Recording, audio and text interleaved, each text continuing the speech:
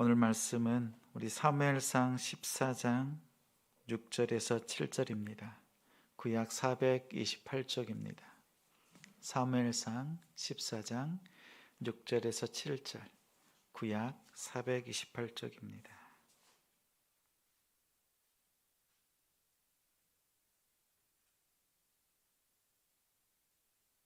함께 읽습니다. 요나단이 자기의 무기를 든 소년에게 이르되 우리가 이 할례 받지 않은 자들에게로 건너가자 여호와께서 우리를 위하여 일하실까 하노라. 여호와의 구원은 사람이 많고 적음에 달리지 아니하였느니라. 무기를 든 자가 그에게 이르되 당신의 마음에 있는 대로 다 행하여 앞서 가소서. 내가 당신과 마음을 같이하여 따르리이다. 아멘. 답답할 때 답을 내는 사람은 다릅니다. 라는 제목으로 말씀 전합니다.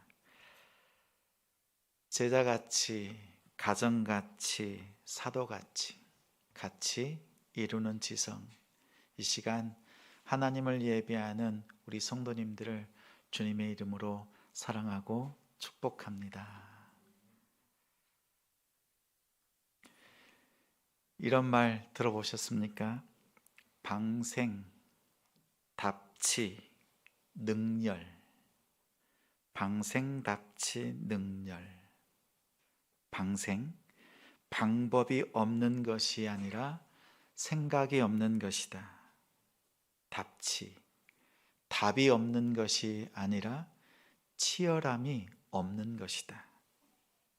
능렬, 능력이 없는 것이 아니라 열정이 없는 것이다. 많은 기업들, 또 리더들의 필독서인 김성호의 답을 내는 조직이라는 책의 내용입니다. 이 책에서 조직원의 4가지 유형을 소개합니다. 여러분도 듣고 나는 어떤 유형인가 한번 살펴보시기 바랍니다. 정보를 결과 중심으로 모으고 잘못된 점을 콕콕콕 집어낸다. 그리고 상대를 깎아내리는 데 익숙한 평론가형. 배우겠다는 에너지는 보이지 않습니다. 소통할 기회를 만들지 않고 무슨 일이든지 겁부터 내는 무기력형. 생각 없이 바로 돌진하고 배움에는 투자하지 않고 계획 없이 생각나는 대로 하는 막무가내형. 마지막으로 소통이 원만하고 사람을 좋아하고 24시간 내내 문제를 풀기 위해서 고민하고 끝끝내는 답을 가져오는 해결사형. 어느 유형이십니까? 어떤 유형이라고 스스로 답이 되십니까? 책에서 원하는 것, 또 우리 마음속에 원하는 것은 마지막에 있는 해결사형, 그런 사람이 되도록 당부하는 글이기도 합니다. 이 4가지 유형 중에서 오늘 본문에 등장한 요나단은 막무가내형과 같습니다. 그것처럼 보입니다. 사무엘상 13장 3절 바로 앞장에 요나단이 게바에 있는 블레셋 수비대를 공격했습니다. 블레셋과의 전쟁이 요나단 한 사람 때문에 시작되었습니다. 공격할 때 전략이 보이지 않습니다. 무작정 공격했습니다.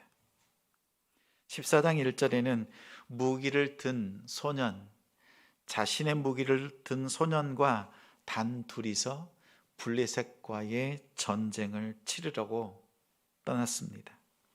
아버지 사울 왕에게는 아무 말도 하지 않았습니다. 지휘 체계가 무너졌습니다. 요나단이 왜 이렇게 막무가내로 전쟁을 치릅니까? 거기에는 이유가 있습니다. 먼저 블레셋 수비대가 주둔한 게바는 이스라엘의 내륙 지역입니다. 예루살렘으로부터 약 8km 정도 떨어진 곳입니다. 아주 가까운 장소까지 블레셋이 깊숙이 세력을 확장했습니다.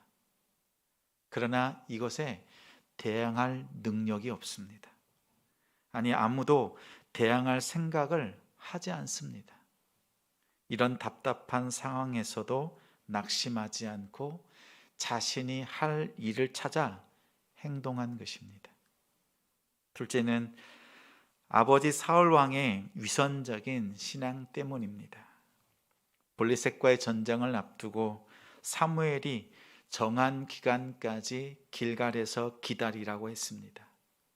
사무엘이 늦어지자 백성들, 군사들이 사울 왕을 떠납니다. 이 모습을 본 마음이 급한 사울은 직접 자신이 번제를 드렸습니다. 이 일로 하나님께 버림받았습니다. 사무엘도 사울을 떠나고 말았습니다. 그러자 이제는 사울은 다른 제사장 아이야라고 하는 제사장을 곁에 둡니다. 바로 앞절에 있는 14장 3절에 아이야는 에봇을 입고 거기 있었으니 그는 이가봇의 형제 아히두베의 아들이요, 이렇게 소개합니다.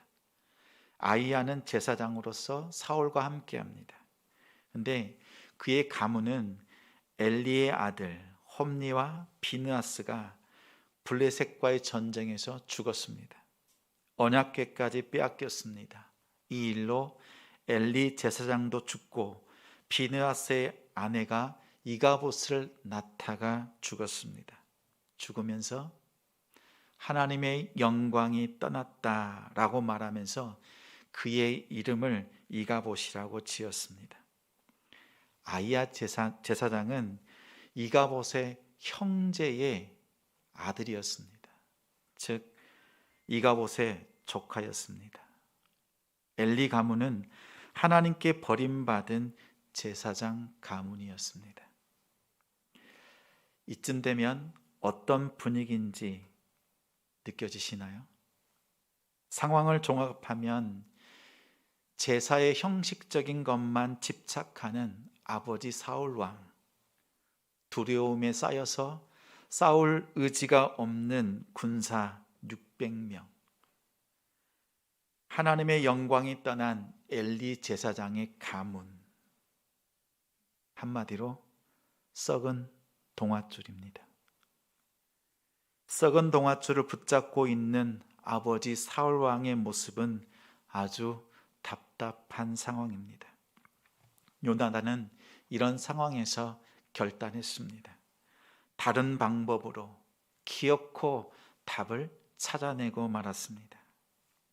답답한 상황에서 답을 내는 사람, 요나단은 무엇이 달랐습니까? 첫째, 하나님의 마음을 시원하게 했습니다. 6절 함께 있습니다. 요나단이 자기의 무기를 든 소년에게 이르되 우리가 이 할례 받지 않는 사람 아는 자들에게로 건너가자. 여호와께서 우리를 위하여 일하실까 하노라. 14장의 요나단의 고백과 17장의 다윗의 고백에는 공통점이 있습니다. 블레셋을 향하여서 이 할례 받지 못한 자들이라고 부릅니다. 하나님의 거룩한 땅을 침략한 그들을 향해서 두 사람은 거룩한 분노로 맞섭니다. 17장에서 골리앗이 하나님을 비방하고 욕합니다. 사울 왕과 이스라엘 군사는 아무도 대꾸도 못하고 벌벌벌 떨고 있습니다. 이 순간 가장 답답한 사람은 누구입니까? 골리앗을 해결할 방법이 떠오르지 않는 사울 왕입니까? 두려움에 쌓여서 싸울 마음이 없는 이스라엘 군사입니까? 아니면 그런 사울 왕과 이스라엘 군사를 보고 있는 하나님이십니까? 누가 가장 답답한 마음일까요? 다윗은 하나님의 답답한 마음을 알았습니다. 그래서 스스로 나서기로 작정했습니다. 골리앗을 향해서 달려갑니다. 너는 칼과 단창으로 내게 나아오거니와 나는 내가 모욕하는 만군의 여호와의 이름으로 내게 달려가노라. 물맷돌을 꺼내고 던지고 쓰러뜨리고 승리했습니다. 하나님께서 자신을 통해서 일하도록 내어드렸습니다. 하나님의 답답한 마음을 시원하게 해드렸습니다. 이처럼 믿음의 사람들은 공통점이 있습니다. 하나님의 마음을 헤아릴 줄 압니다. 하나님의 마음을 시원하게 해드립니다. 요나단도 하나님의 마음을 알았습니다. 그 상황을 해결하기 위해서 단 한 사람, 그 사람이 되기로 결단했습니다. 그리고 이렇게 말합니다. 너와 나, 우리 둘이라도 건너가서 싸우자. 아무도 나서지 않는 그때 우리 둘이라도 나가서 싸우자. 너와 나, 우리 둘을 위하여서 하나님이 일하실까 하노라. 하나님께서 요나단과 그의 부하의 행동에 대해서 동의를 해 주시든지 안 해 주시든지 전적으로 하나님의 의지에 달려 있다고 고백했습니다. 무모한 행동으로 끝날지 승리하는 것으로 끝날지는 모르지만 모든 것이 하나님의 손에 달려 있습니다. 나로부터 시작되리라. 헌신 없이는 승리할 수 없습니다. 다윗이 그러했고 요나단이 그렇게 하나님께 헌신했습니다. 하나님의 마음을 헤아리는 사람이 답을 냅니다. 하나님의 답답한 마음을 시원하게 풀어주는 믿음의 한 사람, 그런 성도가 됩시다. 답을 내는 사람 요나단은 무엇이 달랐습니까? 둘째, 하나님의 지혜를 구합니다. 우리 6절 후반절 함께 있습니다. 여호와의 구원은 사람이 많고 적음에 달리지 아니하였느니라. 요나단의 무모해 보이는 이 도전, 실수입니까? 신앙입니까? 왕도 600명의 군사도 해결할 수 없는 상황입니다. 어떻게 요나단과 그 부사관, 부하 2명으로 이 문제를 해결할 수 있습니까? 다윗처럼 적장 골리앗 한 사람만 쓰러뜨리고 그 승기를 잡고 이기는 전투와는 양상이 다릅니다. 세상 일은 사람이 많고 적음에 달려 있습니다. 세상 일은 능력이 많고 적음에 달려 있습니다. 세상 일은 돈이 많고 적음에 달려 있습니다. 그렇다면 하나님의 일, 하나님의 구원은 무엇에 달려 있습니까? 14장 14절에 요나단과 그 무기를 든 자가 반나절 가리 땅 안에서 처음으로 쳐 죽인 자가 20명 가량이라고 말합니다. 반나절 가리 땅이란 소 2마리로 반나절 동안 일굴 수 있는 그 정도의 넓은 범위를 의미합니다. 약 130에서 180m 정도 그 거리를 달려가면서 싸웁니다. 20명을 쓰러뜨리고 죽였습니다. 그러나 여기까지입니다. 요나단의 한계는 여기까지입니다. 뻔히 보이는 한계입니다. 얼마나 더 많은 적을 죽일 수 있겠습니까? 40명? 100명? 사사기 15장에 천하의 삼손도 나귀 턱뼈 하나로 1000명을 죽이고 목말라 죽을 뻔했습니다. 요나단과 이름도 없는 부하, 그들은 살고자 뛰어든 것이 아닙니다. 죽고자 들어갔습니다. 단 둘이서 수만 명을 상대한다고 들어갔습니다. 사람이 할 수 있는 일이 끝나면 그 다음은 하나님께서 일하십니다. 세 번역으로 14장 15절 말씀을 읽어드리겠습니다. 그때에 블레셋 군인들은 진 안에 있는 군인들이나 싸움터에 있는 군인들이나 전초 부대의 군인들이나 특공대의 군인들이나 모두가 공포에 떨고 있었다. 땅마저 흔들렸다. 하나님이 보내신 크나큰 공포가 그들을 휘감았다. 요나단은 호수에 던져진 작은 돌멩이 하나에 불과했습니다. 하나님께서 그 작은 돌멩이 하나로 두려움의 큰 파도를 만드셨습니다. 군인은 두려움을 느낀 순간 이미 패배합니다. 아브라함은 하나님의 지혜를 구했습니다. 아들 이삭이 아버지여, 불과 나무는 여기 있습니다. 하나님께 드릴 제물은 어디 있습니까? 라고 물었습니다. 사랑하는 자녀의 죽음, 그 두려움 앞에서 하나님께서 친히 준비하실 거야. 여호와 이레, 이렇게 고백했습니다. 그 믿음으로 하나님의 지혜를 구했습니다. 그러자 하나님께서 친히 수량을 준비하셨습니다. 요나단의 전략은 하나님의 지혜입니다. 여호와의 구원은 사람이 많고 적음에 달려있지 않다. 여호와께 달려있다라고 고백했습니다.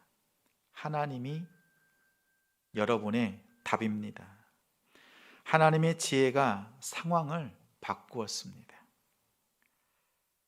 블레셋과의 싸우지 않는 적당한 긴장 상태를 깬 사람이 요나단입니다. 바로 이 앞에까지 보면 이스라엘 군대와 블레셋 군대는 서로 대치하고 있습니다.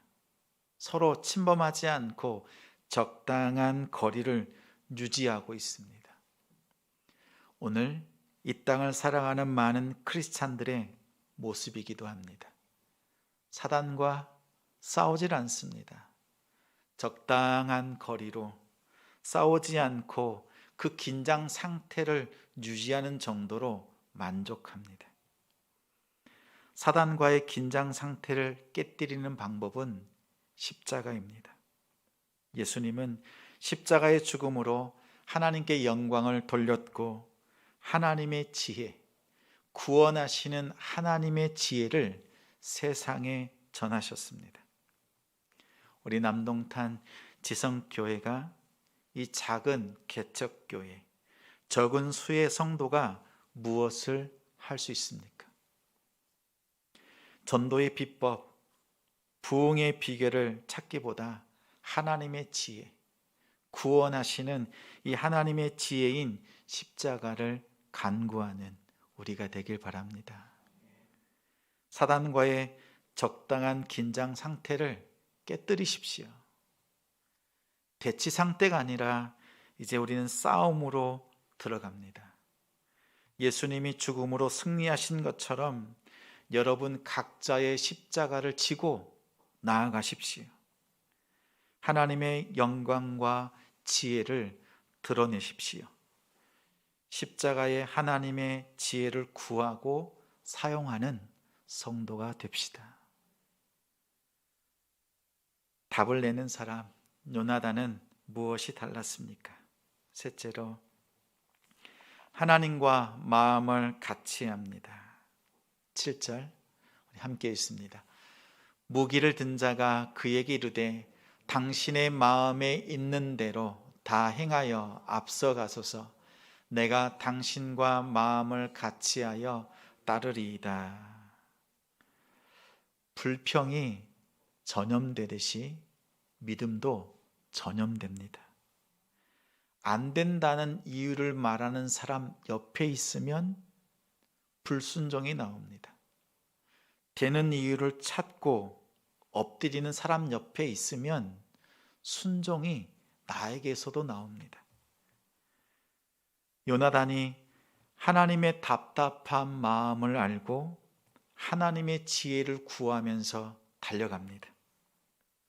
그의 부하 장수가 고백합니다. 저도 당신과 함께 마음을 같이 하겠습니다. 저도 당신처럼 하나님과 마음을 같이 하겠습니다. 동력자의 믿음, 그 믿음 또한 아주 남다릅니다. 당신의 마음에 있는 대로 앞서서 행하소서.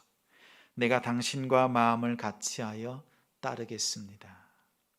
이 고백은 누구의 고백입니까? 부하의 고백입니까? 정말이요? 요나단의 부하의 고백입니까? 여러분의 고백입니까? 여러분의 고백 맞지요? 등록하실 때 저한테 고백하셨잖아요. 하나님과 마음을 함께하는 목사님과 마음을 다하겠습니다. 저희 가정도 하나님과 마음을 같이 하겠습니다. 라고 우리 성도님들이 고백한 그 고백 마음에 저장했습니다. 기억하고 있습니다. 우리가 함께 하나님 앞에 마음을 합쳐서 주님 앞에 나아가길 바랍니다. 마음을 같이 하는 사람들을 통해서 하나님께서는 또 다른 일을 시작하십니다. 하나님께서 또 다른 사람들의 마음을 바꾸셨습니다. 14장 21절에 전에 블레셋 사람들과 함께하던 히브리 사람이 사방에서 블레셋 사람들과 함께 진영에 들어왔더니 그들이 돌이켜 사울과 요나단과 함께한 이스라엘 사람들과 합하였고, 블레셋 군사 중에는 그들이 고용한 히브리 용병들이 있었습니다. 전에는 이스라엘과 함께했지만 블레셋으로 귀화한 이방 사람들, 그리고 그 지역에 있었던 사람들, 심지어 이스라엘 백성들 중에서도 세상의 권력의 흐름을 따라서, 시대의 흐름을 따라서 블레셋으로 전향한 사람들도 있었습니다. 그들이 블레셋의 용병이 되어서 블레셋의 갑옷을 입고 이스라엘과 싸우려고 서 있습니다. 요나단의 눈에는 모두 블레셋 군사로만 보였습니다. 그러나 그들은 하나님께서 심어두신 하나님의 군사였습니다. 하나님께서 전세를 바꾸시는데 히브리 용병들의 마음을 180도 바꾸셨습니다. 요나단과 그 부관이 죽기를 각오하고 싸움을 합니다. 하나님께서 그들과 함께하는 모습을 보았습니다. 땅을 흔드시고 두려움으로 치시는 것을 보았습니다. 히브리 용병들의 마음이 녹았습니다. 마음을 돌이켜서 요나단 편에 섰습니다. 하나님 편에 섰습니다. 하나님과 마음을 같이 하는 한 사람, 한 가정, 그 가정을 통해서 하나님께서 놀라운 일들을 하십니다. 우리 성도님들이 지내는 가정에, 또 일터와 사업장에 둘러보십시오. 어떤 사람들이 있는지, 나를 돕는 사람인지 아니면 대적하는 사람인지 살펴보십시오. 내 눈에는 다 대적하는 사람처럼 보일 때 있습니다. 우리가 믿음으로 하나님과 마음을 합쳐서 하나님께 드리며 나아가면 하나님은 그 사이, 그 속에 있는 블레셋의 용병들과 같은 그 사람들의 마음을 바꾸셔서 여러분의 편으로 세워주십니다. 우리의 믿음이 중요합니다. 여러분이 또 우리의 가정이 하나님과 마음을 같이 하는 동력자가 되어주시겠습니까?